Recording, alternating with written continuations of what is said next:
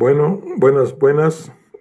Bueno, continuando con nuestro club de lectura, estamos con el libro de Los secretos ocultos del Tercer Reich, de Paul Lemon. Esta es una historias curiosas de la Segunda Guerra Mundial. Historia bélica es de Robin Book. Y vamos a iniciar lo que es el capítulo número 2.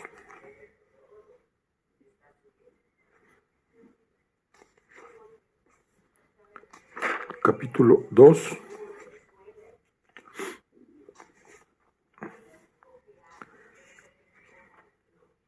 que se llama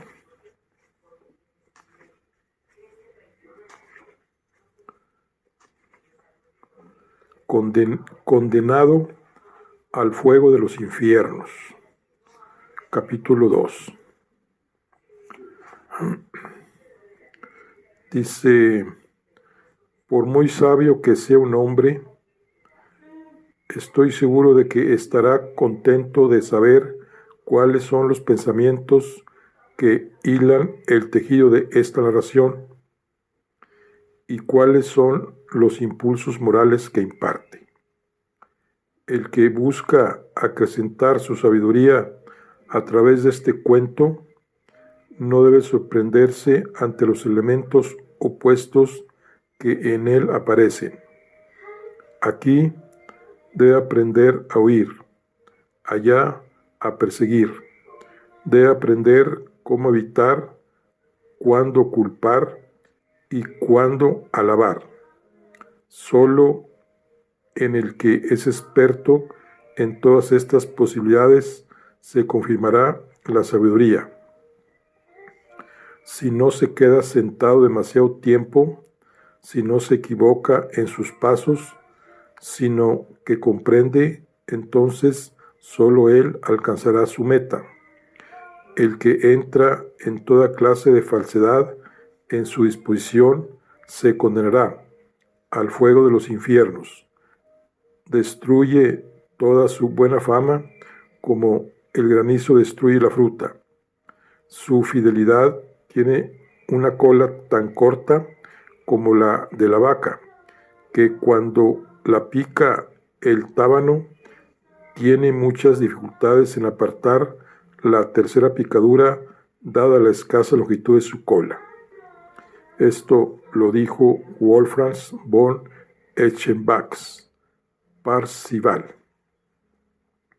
Bueno, dice: muchos de los inquilinos de la pensión de mala muerte de Viena, en la que vivía Adolfo Hitler, han descrito su aspecto piojoso y desmelenado en aquel tiempo. Todos le describen como un hombre perezoso, huraño y tan reacio a todo tipo de trabajo que prefería empeñar sus libros y las pocas pertenencias personales que poseía a salir a trabajar y ganarse unos pocos hellers. Algunos de sus antiguos compañeros de pensión le escriben como un hombre de mal genio, confinado en su cuchitril, envuelto tan solo en una manta después de que sus ropas le hubieran sido arrebatadas para llevarlas a fumigar. Huelga decir que ninguno de los vagabundos y desgraciados en toda clase de falsedad en su disposición se condenará al fuego de los infiernos.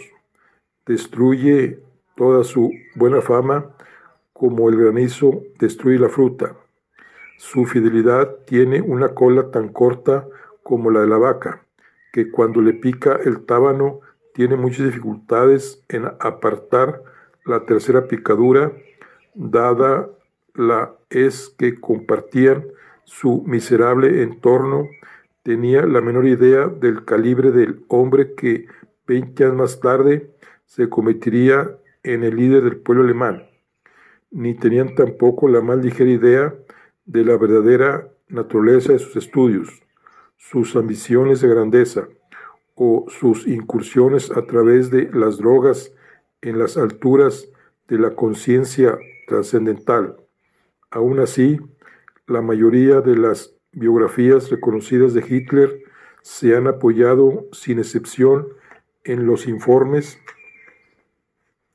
y las opiniones de esos vagabundos y desgraciados para ilustrar los años de formación de una personalidad que más tarde hizo de todo menos conquistar el mundo. ¿Cómo puede alguien esperar que la chusma de una pensión de mala muerte de la ciudad entienda el alcance de una personalidad tan grandiosa como la de Adolfo Hitler? Un hombre desmedido. Constantino de Neurath, uno de los antiguos compinches de Hitler, lo llamó así tras ser puesto en libertad después de cumplir una condena por criminal de guerra en la prisión de Spandau. Y von Neurath, que en una ocasión fue el líder de las juventudes hitlerianas, y Galuetier de Viena, quería decir que Adolfo Hitler había transformado la dimensión de la medida de una imaginación ilimitada, que constituía la fuente misma de su genio malvado.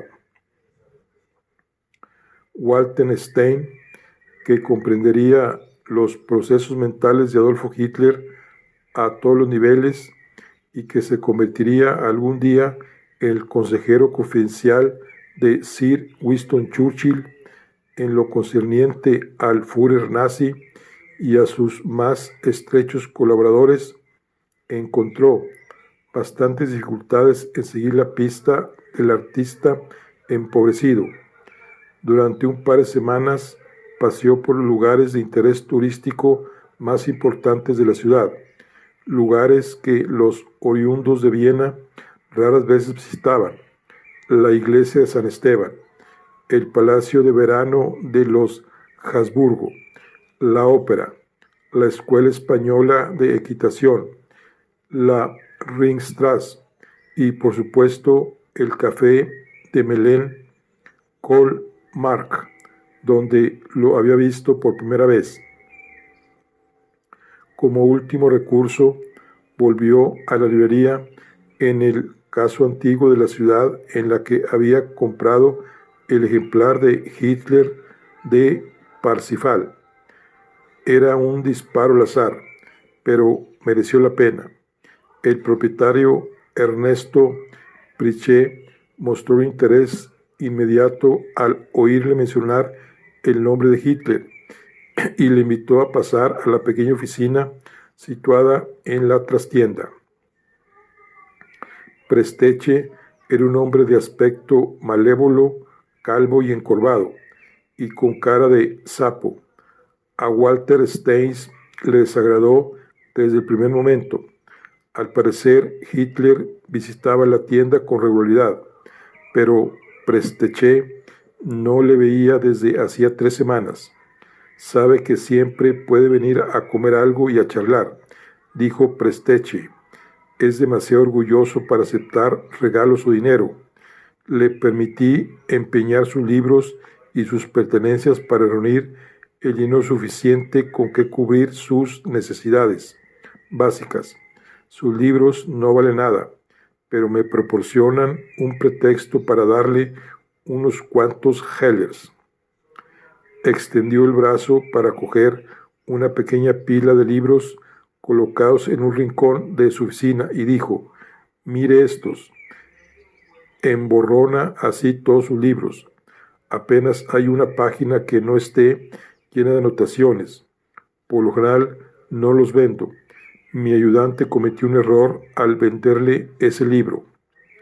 Stein reconoció las obras de Fichte, Schelling, Hegel, Schopenhauer y Nietzsche. También había un ejemplar de la obra Cimientos del siglo XIX de Houston Stewart Chamberlain. Asimismo, Vio varios libros de religiones orientales y yoga, el Nibelungenlied, el Fausto de Goethe y la educación de la raza humana, de Lessing. Unas cuantas pinturas de Hitler se veían colgadas en las paredes y pegadas a las portadas de sus libros, y algunas acuarelas del tamaño de una postal estaban exhibidas sobre la repisa de la chimenea. Era una prueba más que concluyente de la ayuda económica que el mecenas le había estado prestando a Hitler.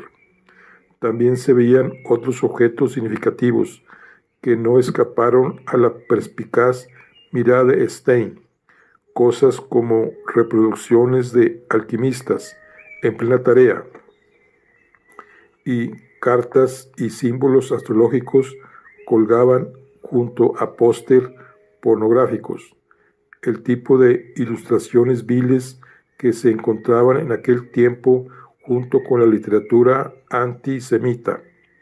Una fotografía colocada sobre el escritorio del despacho mostraba a Presteche junto a un hombre al que Stein identificó como el infame Guido von List, el fundador y máximo representante de la logia oculta, cuyas actividades habían trastornado profundamente a la ciudad de Viena cuando fueron desveladas por la prensa. Hasta el momento de ser desenmascarado, Guido von List había gozado de una enorme aceptación como escritor político, y sus obras habían sido elogiadas en todas partes por sus temas de misticismo pangermánico. Cuando salió a la luz que era líder de una fraternidad de sangre que había sustituido la cruz por la esvástica en rituales que incluía actos de perversión sexual y la práctica de la magia negra medieval. Liszt había huido de Viena por miedo a ser linchado por un pueblo enardecido que albergaba profundos sentimientos católicos romanos. Walter Steins no se sorprendió en lo más mínimo al averiguar asociaciones de este tipo con el comentario satánico del Grial. Presteche era una criatura detestable. Era difícil comprender cómo podía considerarse un ejemplar notable de la virilidad alemana. Sentado en su guarida, Stein se sintió como una mosca atrapada en una tela de araña. Los acuosos ojos azules que le miraban desde aquel rostro cetrino y desprovisto de sangre parecían despedir el mal, sobre todo ahora que creía que su visitante era un seguidor más de la causa de la raza aria. Eludiendo todas las preguntas acerca de su trasfondo personal y sus inclinaciones políticas, Stein solo reveló que era un estudiante de la Universidad de Viena y que su asombro fue enorme al descubrir un comentario tan penetrante del trasfondo histórico del Grial en el ejemplar de Hitler del poema medieval de Wolfram von Eschenbach. En algunos medios se me considera una gran autoridad en temas de ocultismo, le dijo Presteche. Adolfo Hitler no es la única persona a la que presto ayuda y doy consejo en esta materia. Puede venir a consultarme cuando quiera. El doctor Walter Johannes Steins, matemático, economista y ocultista, afirmaba haber conocido al Führer justo antes de la guerra del 14. Steins, que comprendía los procesos mentales de Adolfo Hitler, devino en consejero confidencial de Sir Winston Churchill en asuntos relativos al Führer.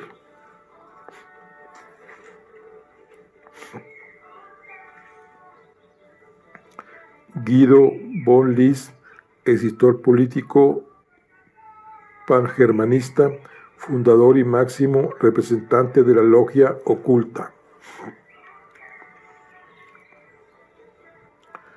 La última cosa que deseaba era mantener el contacto con esta criatura con aspecto de sapo, que obviamente andaba mezclado con grupos que practicaban la magia negra. Ya había averiguado todo lo que necesitaba saber, ya que Presteche le había dado la dirección de Adolfo Hitler. Ahora podría encontrarlo sin ayuda de nadie. Con el pretexto de que tenía prisa, se apresuró a salir de la tienda. Parecía que no había más alternativa que visitar a Adolfo Hitler en su alojamiento de la Maldemastrasse, que era la calle en la que, según las informaciones de Presteche, vivía Hitler. Herr Kania, el administrador de la pensión, le dijo que Adolfo Hitler se había marchado a Spital an der Drau, donde una de sus tías había muerto recientemente y le había dejado una pequeña herencia. No sabía si seguiría viviendo en la pensión una vez regresara a la ciudad. La herencia produjo un cambio radical en la apariencia extrema de Adolfo Hitler, y Walter Steins apenas lo reconoció al verlo pintando delante del Holburg 10 días más tarde.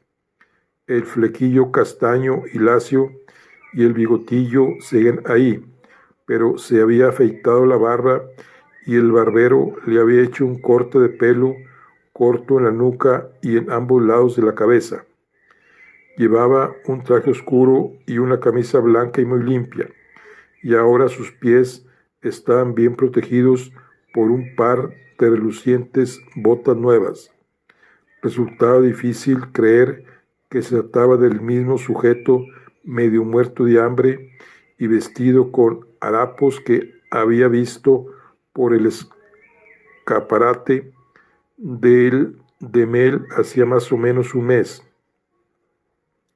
Antes de pasar a escribir la conversación entre Walter Steins y Hitler y su posterior asociación, cabe señalar aquí y ahora que no existe prueba escrita alguna que dé fe de dicha conversación, lo que significa que no disponemos de ningún texto escrito del diálogo exacto que mantuvieron ambos hombres, sino tan solo de una secuencia de acontecimientos que tuvieron lugar durante sus encuentros esporádicos. El contenido general de sus conversaciones y la naturaleza de su relación. Cuando el doctor Steins me habló con todo detalle de estas conversaciones, yo mismo no tenía la más ligera idea de que un día emprendería la tarea de escribir La Lanza. En este punto había estado muy ocupado intentando convencer al doctor Steins de que la escribiera él, lo cual seguramente habría hecho si no hubiera sido por su temprana muerte. Por ello, no tomé notas literales ni grabé cintas de las palabras del doctor Steins, sino que me limité a apuntar comentarios generales en mi propio diario. Al parecer, a Adolfo Hitler no le gustó la intromisión de Walter Steins cuando se detuvo detrás de él e hizo algún cumplido banal sobre la enorme acuarela que estaba pintando y que representaba el Rin. Cuando Steins sacó el ejemplar de Parsifal, Hitler se enfureció y maldijo enojado a Presteche por vender uno de los libros que había empeñado en su tienda. Tal vez su conversación habría terminado de un modo brusco si Steins no se hubiera puesto a hablarle abiertamente de sus investigaciones sobre la lanza del destino y de lo mucho que valoraba la interpretación de Hitler del trasfondo histórico del Grial en el siglo IX. Hitler pareció calmarse un poco, pero fue la afirmación de Steins hábilmente introducida en la conversación sobre el hecho de que el centurión Longino en medio teutón lo que atrajo la atención de Hitler. En un abrir y cerrar de ojos ya se habían enzarzado en una animada discusión sobre el talismán del poder que habría de convertirse en el centro de la vida de Hitler y la fuente misma de sus ambiciones dirigidas a la conquista del mundo. Adolfo Hitler se entusiasmó y empezó a considerar al estudiante de ojos azules y aspecto ario como un miembro más de la conspiración por la causa pangermánica, cuando le oyó explicar que una de las primeras crónicas germánicas de Colonia indicaba que Longino era de ascendencia germánica.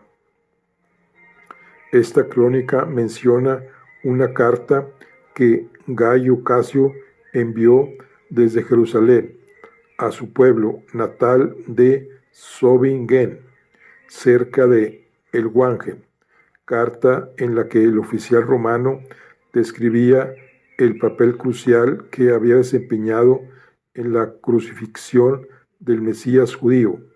También describía que el hombre más importante del pueblo le había contestado con una carta en la que le ponía al corriente de los acontecimientos locales más importantes que habían tenido lugar en su ausencia.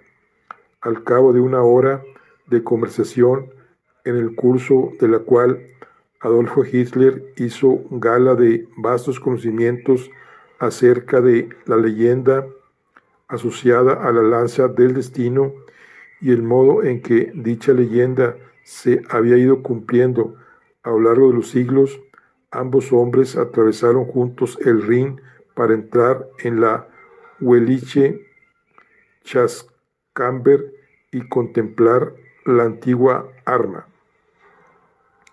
Mientras se dirigían al Holburg, Walter Steins comentó el asombro que sintió al descubrir que la lanza se había convertido en el centro de los acontecimientos de la Edad Media, durante la era más importante y decisiva para el destino futuro del mundo.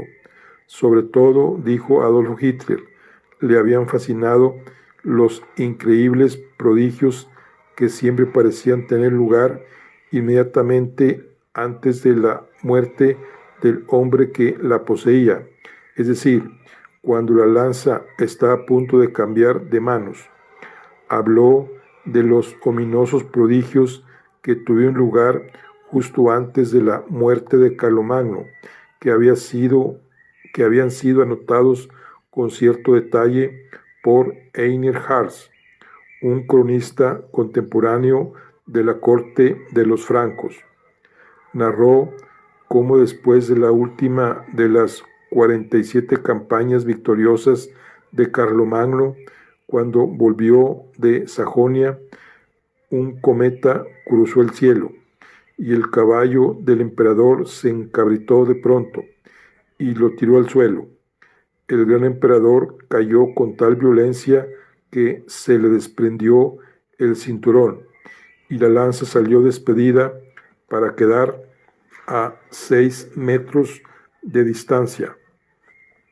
Al mismo tiempo se sintieron temblores de tierra en el Palacio Real de Aquisgrán y la palabra princeps se había desvanecido de la inscripción color rojo y ocre que estaba colocado en lo alto de la viga central de la catedral y que antes había rezado Carolus princeps. Carlomagno no se había percatado de estos fenómenos que sus cortesanos habían tomado por una premonición de su inminente muerte. Según Einhard, se negó a admitir que cualquiera de estos fenómenos pudiera tener alguna conexión con sus asuntos personales. Sin embargo, el emperador, que contaba entonces 70 años, mandó escribir su última voluntad y redactar su testamento en caso de que aquella premonición fuera cierta, y lo fue. Al parecer, Adolfo Hitler había leído las crónicas sobre la vida de Carlomagno, pero no le interesaban mucho los carolingios. Según dijo, preferiría las ilustres vidas de los grandes emperadores alemanes, tales como Otto el Grande o Federico Barbarroja. Le contó a Walter Stein la historia de los cuervos de Barbarroja, que le acompañaron en todo momento y nunca le abandonaron, ni aun en el fragor de sus numerosas batallas, durante las cuales sobrevolaban la lanza que sostenía el emperador. También le contó que los cortesanos no se habían sorprendido cuando su emperador se cayó del caballo y murió mientras cruzaba un río en Sicilia, porque los cuervos habían abandonado a su emperador 3 días antes para perderse de vista en el horizonte azul del mar. Por supuesto, Walter Stein no tenía el menor presentimiento en aquella mañana soleada de septiembre de 1912, de que las mayores coincidencias en el cambio de posesión de la lanza del destino todavía habrían de producirse, o de que la lanza fuera retirada de una bóveda secreta situada debajo de la...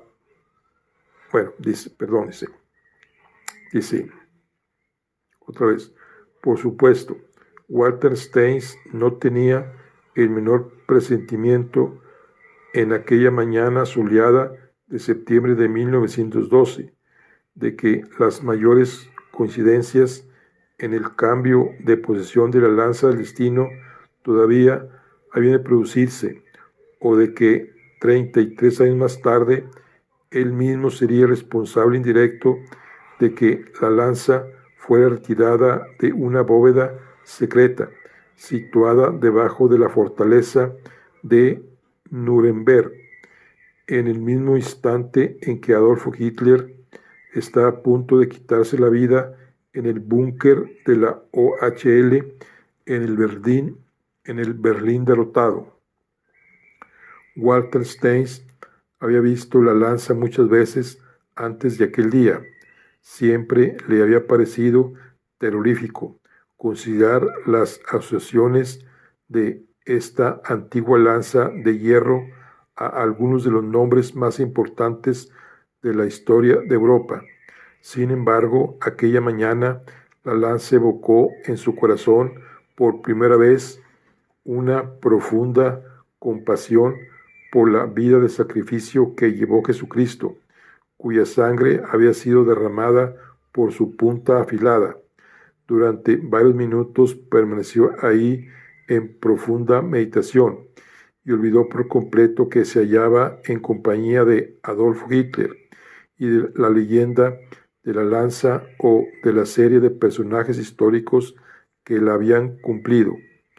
La experiencia sensorial inmediata de la lanza, que en una ocasión se había clavado en el costado de Jesucristo entre la cuarta y la quinta costilla, consistió en sentirse dolorosamente cerca del acontecimiento que había tenido lugar 1900 años antes de una colina de las afueras de Jerusalén, cuando el Hijo de Dios fue crucificado para la salvación de la humanidad. Durante unos instantes se sintió abrumado por las poderosas emociones que llenaban su pecho y que fluían como un río de calidez curativa por su cerebro, evocando respuestas de respeto, humildad y amor. El mensaje más importante parecía estar inspirado por la visión de esta lanza, en cuya cavidad central estaba incrustado uno de los clavos que habían sujetado el cuerpo de Cristo en la cruz, en un mensaje de compasión que quedaba maravillosamente expresado por los caballeros del Grial, durch Miles Wissen, una llamada del ser inmortal que resonaba en la oscuridad de la confusión y la duda del alma humana, conocer a través de la compasión. Por primera vez en su vida comprendió el significado de la compasión, el gozo y la liberación espiritual. Se sentía renovado como un ser humano completo y sabía por intuición que la vida en sí misma era un regalo de gracia de las fuerzas divinas. En su corazón nació una profunda ansia por comprender las metas de la evolución humana y por descubrir el significado de su propio destino. Fue una experiencia impresionante. Hitler prefería el estudio de las ilustres vidas de los grandes emperadores alemanes, tales como Otto el Grande. Walter Stein se dio cuenta de que no era el único que se había conmovido ante la visión de la lanza. Adolfo Hitler estaba junto a él como si estuviera sumido en un profundo trance, un hombre sobre el que había caído un hechizo mágico. Su rostro brillaba y sus ojos relucían de un modo muy extraño. Se balanceaba sobre sus pies como si lo hubieran atrapado una euforia inexplicable. Todo el espacio que lo rodeaba parecía iluminado por una sutil irradiación, una especie de luz ectoplásmica. Toda su fisonomía parecía haberse transformado, como si en su cuerpo habitara ahora un espíritu poderoso que criaba en su interior, y a su alrededor una suerte de transformación malvada de su propia naturaleza y de su poder. El joven estudiante recordó la leyenda de los dos espíritus opuestos del mal y del bien, asociados a esta lanza del destino del mundo. ¿Acaso era él un testigo de la incorporación del espíritu del anticristo en el alma de este hombre? Se preguntó. ¿Se había convertido este vagabundo de la pensionucha en el recipiente de ese espíritu que la Biblia llamaba Lucifer, el espíritu al que los poemas del Grial describían como el guía de los elementos del mal que se había apoderado de las almas de los seres humanos? Era difícil dar crédito a lo que veían sus ojos, pero los acontecimientos probarían que Walter Stein tenía razón, porque fue la visión de este mismo espíritu en el interior del alma de Adolfo Hitler el que inspiró a Houston Stuart Chamberlain, el yerno de Wagner y profeta del mundo pangermánico, a proclamarle como el Mesías alemán. No solo los fanáticos seguidores de la Gottesschau o las personas afectadas por el carisma y el dinamismo de Adolfo Hitler darían fe de este destacable fenómeno de posesión luciférica. Tomemos, por ejemplo, el testimonio de una persona razonable y extrovertida como Denise de Rogemont. Algunas personas creen, por haber experimentado en su presencia un sentimiento de horror y una impresión de poder sobrenatural, que él es la sede de tronos, dominios y poderes, lo que, según San Pablo, significaba aquellos espíritus jerárquicos que pueden descender y meterse en el interior de cualquier mortal, invadirle, de donde proceden los poderes sobrehumanos que demuestran en estas ocasiones. Es evidente que una fuerza de esta índole no pertenece al individuo y que ni siquiera podría manifestarse a menos que dicho individuo carezca de importancia, excepto como vehículo de una fuerza para la que nuestra psicología no tiene explicación. Lo que estoy diciendo sería la manifestación más barata de las tonterías románticas, si no fuera porque lo que ha sido establecido por este hombre, mejor dicho, a través de él, es una realidad que constituye uno de los milagros del siglo. Naturalmente, Walter Steins no podía prever aquel día en la Casa del Tesoro de Viena en septiembre de 1912 que Adolfo Hitler canalizaría aquellos poderes demoníacos o volcaría su propio destino al antiespíritu de la lanza. La primera vez que estuvimos juntos ante la lanza de Longino, me contó el doctor Stein, 35 años más tarde, me pareció que Hitler estaba sumido en un trance tan profundo que sufría una desprovisión total de sentidos y un eclipse total de la conciencia. En otras palabras, el alma de Hitler no era lo suficientemente madura en aquel momento para conservar conciencia de sí mismo y de lo que le rodeaba en el instante en que aquella identidad extraña se apoderó de él.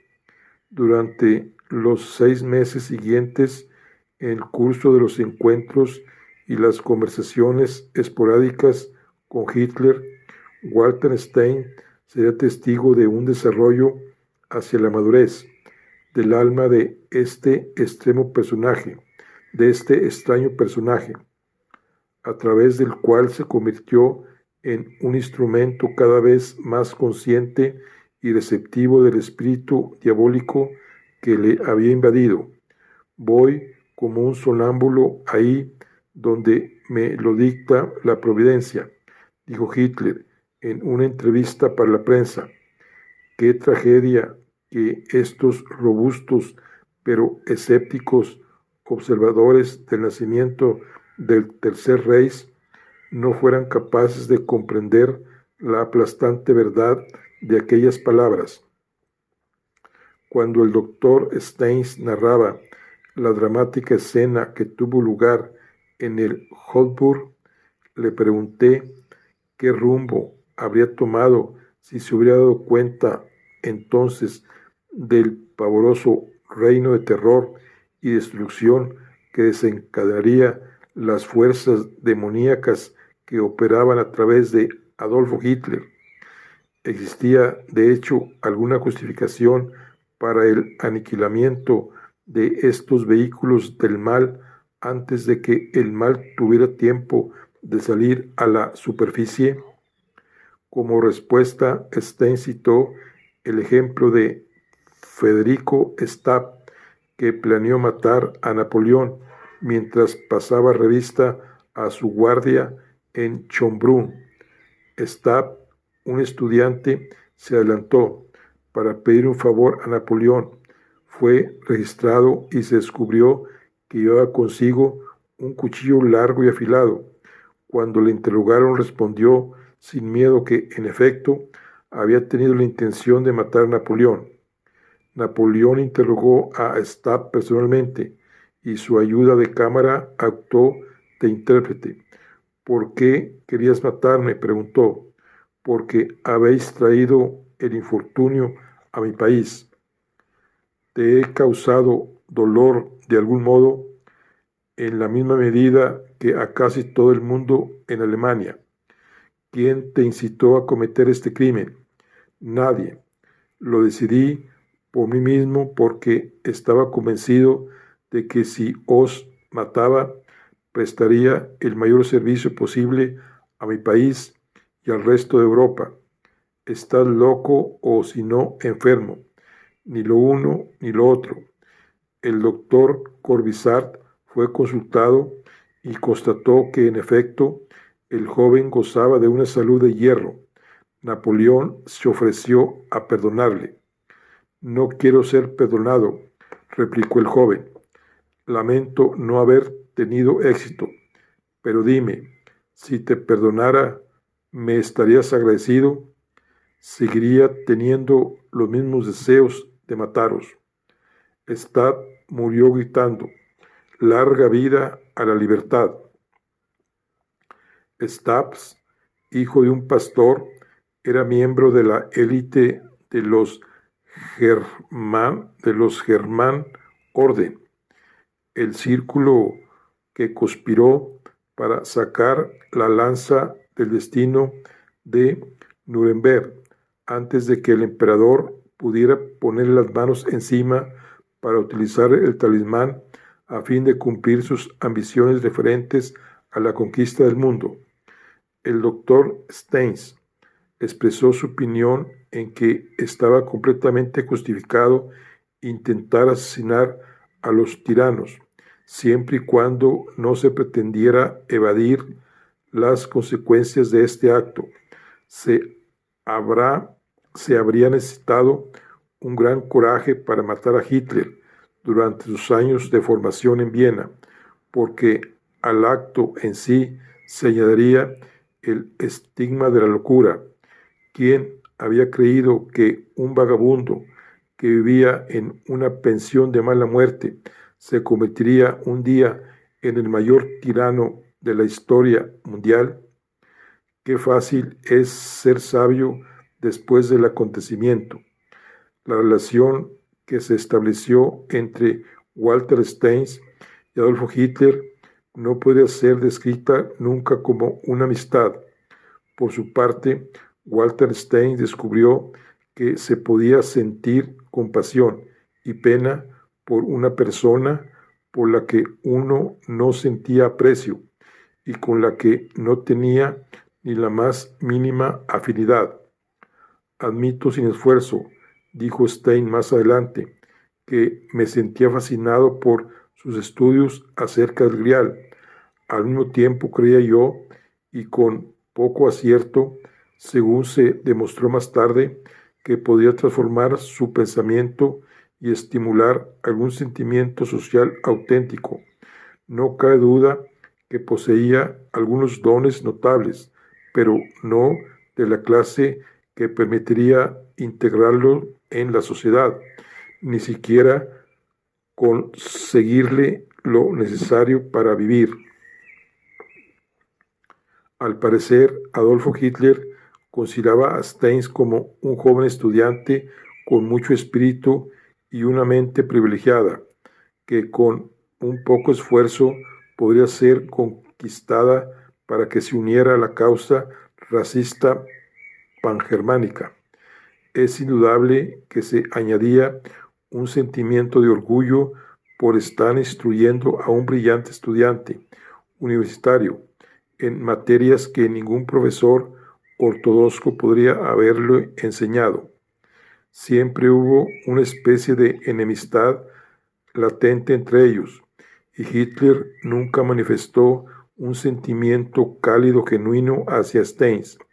Por ejemplo, Hitler nunca se dirigió a Stein por su nombre de pila, como lo había hecho con su amigo Kubitschek, llamándole Gus, y jamás le tuteó. En lugar de ello, siempre saludaba a Stein con un toque de sarcasmo agresivo y lo llamaba Herr Profesor o Herr Doctor.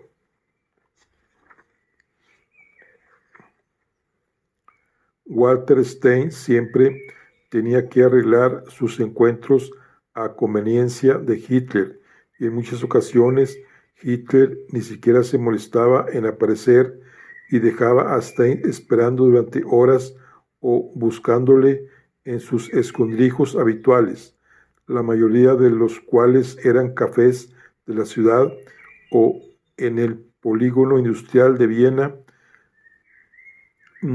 Neustadt, donde Hitler encontraba con gran facilidad un lugar en el que airar sus teorías políticas. Y para colmo, Adolfo Hitler era igual de imprevisible por lo que se refería a sus estados de ánimo. Algunos días se mostraba muy dispuesto a hablar abiertamente acerca de sus experiencias sobre ocultismo, mientras que otros días limitaba sus conversaciones a las tediosas discusiones políticas o a las interminables diatribas sobre el odio racista. Tardé varios meses en hacerme un cuadro completo de su vida y en descubrir el trasfondo de sus estudios sobre el Grial y los misterios de la lanza de Longino. Tenía mucho cuidado en no presionarle nunca, insistía Stein. Me limitaba a esperar pacientemente a que me contara sus experiencias poco a poco. Dado que el estudiante universitario se movía en círculos muy cultivados, Adolfo Hitler era un compañero cuya grosería causaba vergüenza cuando estaban sentados en cafés discutiendo su interés compartido por el Grial o la lanza. A menudo Walter Stein tenía que aguantar demostraciones del egoísmo corrosivo de Hitler que rayaban en la megalomanía, manifestaciones de fuerza de voluntad brutal que resultaban de lo más desagradable. Estas explosiones se producían siempre cuando Hitler se enzarzaba en enfurecidas discusiones políticas con desconocidos, en las que casi llegaba a las manos, con una tremenda violencia verbal en la que gritaba y profería insultos. Hitler reducía a sus adversarios a un silencio perplejo y resentido, y después, como si no hubiera ocurrido nada fuera de lo corriente, volvía a la mesa en la que sentaba Stein, se ponía a sorber su café e iniciaba una tranquila conversación sobre la búsqueda del Grial o algún otro tema parecido. Otras veces, sobre todo cuando Hitler estaba entusiasmado, su modo de hablar, por lo general tímido y retraído, se convirtió en un torrente mágico de palabras que fluía con un efecto devastador. En esas ocasiones era como si Hitler estuviera escuchando a alguna inteligencia externa que se hubiera apoderado por un instante de su alma. Después se resignaba en su silla, exhausto, una figura solitaria caída de las alturas del éxtasis orgiástico y desprovisto de pronto de esa cualidad carismática que momentos antes le había proporcionado una autoridad tan grande sobre él mismo y sobre su público. La extraña transformación a la que estaba asistiendo Steins desde sus orígenes sería descrita más tarde por otras personas que fueron testigos de esta posesión satánica de un modo más concreto. A medida que Hitler avanzaba paso a paso hacia la cumbre del poder, así Jorge Strasser, un nazi que desertó, recordaba 20 años más tarde: escucha a Hitler, de pronto tendrás la visión de alguien que guiará a la humanidad hacia la gloria. Una luz aparece en una ventana oscura. Un caballero con un cómico bigotillo se convierte en un arcángel. Entonces el arcángel levanta el vuelo y ahí queda Hitler, bañado en sudor y con los ojos vidriosos. Bueno, aquí concluimos lo que es el capítulo 2 de nuestro libro Los secretos ocultos del Tercer Reich. Aquí terminamos lo que es la charla, nuestro club de lectura. Nos vemos en la siguiente. Hasta luego.